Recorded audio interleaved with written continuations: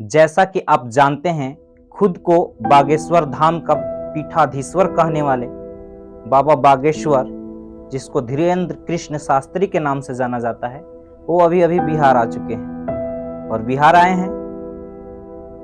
उनके माध्यम से कहा जाता है कि वह राम कथा, हनुमान कथा सुनाने आए हैं, अपने धर्म का प्रचार प्रसार करने आए हैं। बहुत अच्छी बात है। भारत धर्मनिरपेक्ष देश है। यह हमारा देश भारतीय संविधान से चलता है और सभी को आज़ादी है अपने धर्म की प्रचार प्रसार करने की, अपनी बात रखने की।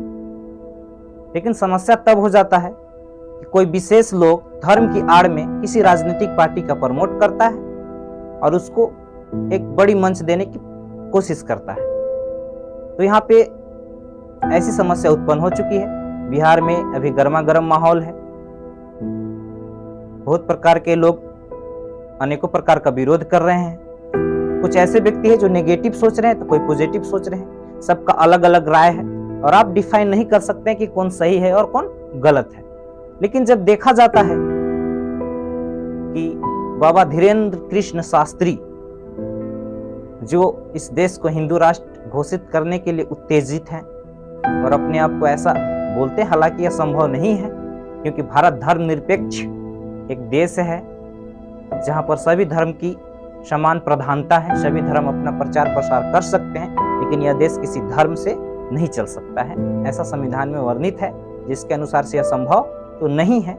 लेकिन जब बागेश्वर धाम वाले धीरेन्द्र कृष्ण शास्त्री जब पटना एयरपोर्ट पर पहुंचते हैं, तो वहां पे बीजेपी के सांसद मनोज तिवारी और अन्य प्रकार के जितने भी दिखाई देते हैं, लगभग बीजेपी और आरएसएस के लोग ही दिखाई देते हैं। और इससे यह साफ हो जाता है, बाबा ने अपने आप को इस सवाल में घेर लिया है कि वह किसी धर्म या कथा का प्रचार न करने के बजाय एक किसी राजनीतिक पार्टी को प्रमोट कर रहे हैं और यहाँ पर जो है एक प्रोपेगेंडा चलाने आए हैं। वहीं पे कुछ दूसरे लोगों का कहना है, जिनका अलग पक्ष है, कि बाबा जो है यहाँ पर राम कथा कहने आए हैं और हमारी सनातन धर्म पर कोई आवाज उठाएगा तो हम उसे छोड़ेंगे नहीं। पर वे ही भूल चुके हैं कि बाबा अपने ही लोगों को पागलों शब्द से संबोधित करते हैं कि पागलों ही पागलों की भीड़ है। फिर भी लोग इसको समझ नहीं पा रहे हैं। सच में लोग पागल हैं, अंधे हैं, क्योंकि अंधविश्वास की भक्ति में जब रम जाते हैं तो लोग अंधे ही हो जाते हैं और पागल के समान ही रहते हैं। और फिर उनको पागल कहें या कुछ भी कहें, कोई असर पड़ने वाला नहीं है। ऐसा यहाँ पे देखने को मिल रहा है। जैसा कि आप जानते हैं, बाबा यह दावा करते हैं कि हम आपका भविष्य देख सकते हैं, आपका नाम बता सकते हैं। उनका यहाँ तक कहना है कि उनको रावण से भी बात होती है।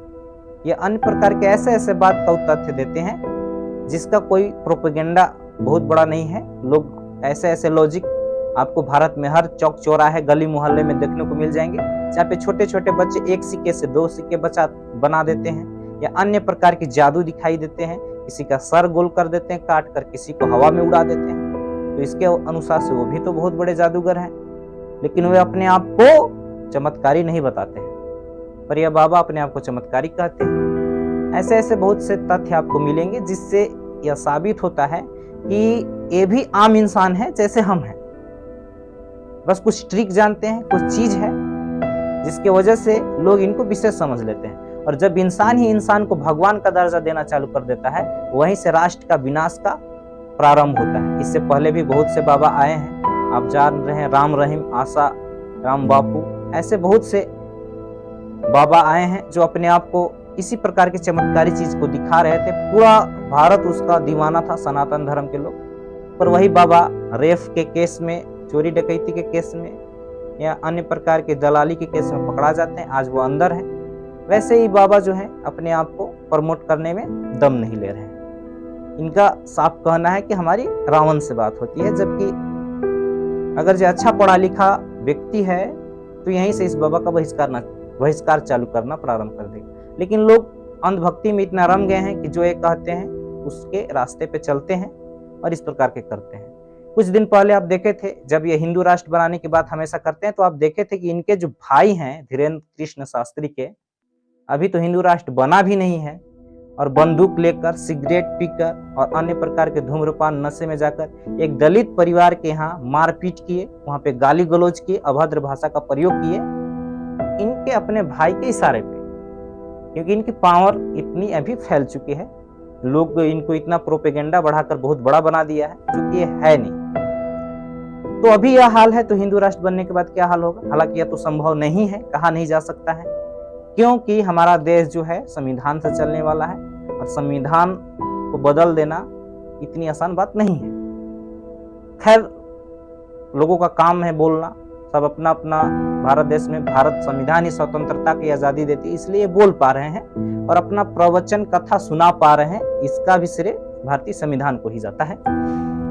बात यहाँ पे रही कि कर्नाटक में अभी चुनाव का रिजल्ट आया और वहां पे बीजेपी पूरी तरह से ध्वस्त हो गई, खत्म के कगार पर हो गई, वहां पे लगभग वो हार ही गई। और बिहार में उसकी कोई चारा नहीं दिखाई दे रहा था, क्योंकि कर्नाटक में वह बजरंगबली और इस प्रकार की चीज पर खुद प्रधानमंत्री होकर ऐसे बात करते हुए लोगों को बरगला रहे थे कि उनको वोट दे, कि जब भी वोट दे तो वहां पे जय बजरंगबली का नाम लेकर बटन दबाएं। लेकिन लोगों ने अपना शिक्षा और महत्व का चेतना को जगाया और वही सही लोगों को वोट देने के इशारे पे काम किया और उसका रिजल्ट यह हुआ, कोई बजरंगबली वहां काम नहीं आए। वहां पे जो है कर्नाटक में जो है बीजेपी पूरी तरह से ध्वस्त हो गई, हार गई। बिहार में प्रोपेगेंडा चलाया जा रहा है, क्योंकि वो देख रहे कि बिहार में भी उसका अस्तित्व लगभग खत्म है, तो धीरेन्द्र कृष्ण शास्त्री को आगे कर दिया गया है एक मोहरे की तरह, और उनका यूज करके यहाँ पे वो अपना वर्चस्व जमाना चाहती है, ताकि जो है हिंदू धर्म के, सनातन धर्म के लोग उनको सपोर्ट करें और वो चुनाव जीत जाए। ये सब चुनावी चीजों में धर्म का लाना बहुत बड़ी हानि चीज है। धर्म एक अलग आस्था है, चुनाव अलग आस्था है, राजनीतिक अलग चीज है, लेकिन दोनों को एक में जोड़कर देखा जा रहा है, जिससे बड़ी समस्या उत्पन्न हो सकती है। रहा बात नरेंद्र मोदी एक देश के प्रधानमंत्री हैं, जितना वो प्रधानमंत्री सनातन धर्म के हैं, इस्लाम का है, सिख का, ईसाई का, हर धर्म का वो प्रधानमंत्री हैं, और कोई एक व्यक्ति उनको प्रधानमंत्री नहीं बनाया, हर धर्म के लोग उनको चुने और उनको प्रधानमंत्री पद तक पहुंचाए। लेकिन वह जब एक प्रधानमंत्री होकर किसी एक धर्म को प्रमोट करते हैं और चुनाव के रैलियों में यह कहते दिखाई देते हैं कि बजरंगबली का नाम लेकर वोट दबाइएगा, तो यहाँ पे सवाल उठना लाजमी है। तब लोगों को क्या होगा? क्या यहाँ की मुसलमान जो हैं, सिख हैं, ईसाई हैं, अन्य प्रकार के कास्ट के धर्म के लोग जो हैं, क्या यहाँ की जनता नहीं है, यहाँ के नागरिक नहीं है? क्या उनको कहाँ जाना चाहिए? ऐसे ऐसे बात जब हमारे प्रधानमंत्री होकर करते हैं तो यहाँ पे सवाल उठना लाजमी है। पर आपकी क्या राय है इसके बारे में भी आप अपना ओपिनियन हमारे इस कमेंट सेक्शन में रख सकते हैं, और आप देख सकते हैं कि किस प्रकार से जो है हमारे देश को धर्म के नाम पे तोड़ा जा रहा है, बांटा जा रहा है, हिंदू मुस्लिम सिख ईसाई में लड़वाया जा रहा है। राजनीतिक पार्टियां जो हैं न विकास की बात करती है, न बिजली पानी सड़क शिक्षा इस सब की बात नहीं करती है। जब भी बात करती है तो धर्म पे बात करती है, ताकि लोग धर्म में इतने अंधे हो चुके हैं कि उनको इस चीज से मतलब नहीं कि उनके बच्चों को शिक्षा मिल रही है कि नहीं, उनके बच्चे को सड़क अच्छी सुरक्षा है कि नहीं, उनको पढ़ाई के बारे में क्या क्या नॉलेज हो रहा है। बस लोग जो है यहाँ पर धर्म के बारे में बातें बिखेर रहे हैं, जिसके वजह से बहुत बड़ी समस्या उत्पन्न हो रही है। लेकिन इसको खत्म किया जा सकता है। तो बहुत बहुत धन्यवाद। मैं मनी कुमार, आप देख रहे थे मनी भारती यूट्यूब चैनल। अपना राय इस कमेंट में जरूर लिखें और इस चैनल को सब्सक्राइब करें यदि आपको पसंद आए तो। और इसी प्रकार के इंफॉर्मेटिव और सामाजिक समस्या पर हम वीडियो बनाते रहते हैं। आप मेरा सपोर्ट करें और आपकी क्या राय है आप जरूर इसके बारे में बताएं। Thank you so much.